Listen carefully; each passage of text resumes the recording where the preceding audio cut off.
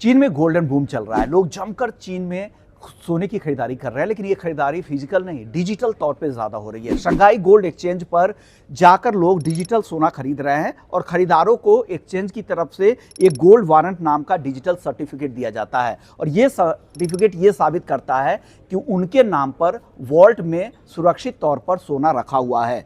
और अब तक इन डिजिटल सर्टिफिकेट से जुड़े हुए सोने हैं, उसकी जो खरीदारी हुई है वो 85,000 किलो से भी ज़्यादा की हुई है, जो 2024 से अगर तुलना करें 2000 तो ये 25 गुना ज़्यादा है। तो ज़बरदस्त बाइंग यहाँ पर डिजिटल गोल्ड की देखने को मिल रही है। इसका मतलब है कि चीन में निवेशकों की जो सोने की जो दिलचस्पी है वो रिकॉर्ड लेवल पर है। लोग अब ज्वेलरी या बार्स की बजाय डिजिटल गोल्ड को ज़्यादा प्रेफरेंस दे रहे हैं, यानी उनका निवेश को लेकर ज़्यादा उनकी दिलचस्पी ज़्यादा है, ना कि ज्वेलरी को लेकर।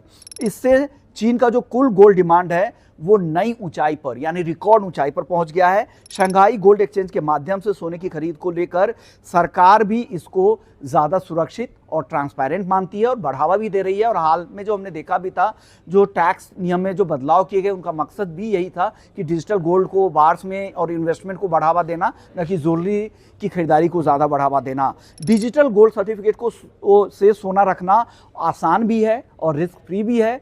आपको कोई चिंता भी नहीं होती, ना प्योरिटी की, ना रखरखाव की, ना स्टोरेज की, और वॉल्ट में आपका सोना भी जमा रहता है और लिक्विड भी रहता है, जब चाहे आप खरीद बिक्री भी कर सकते हैं। तो ये फ़ायदा है और ये ट्रेंड चीन को दुनिया का सबसे बड़ा गोल्ड कंज्यूमर बनाए रख सकता है। और यही अगर इसी तरह का ट्रेंड चला तो आने वाले समय में इसका फ़ायदा गोल्ड को भी मिलेगा और गोल्ड के कीमतों में भी और तेज़ी का ट्रेंड देखने को मिल सकता है।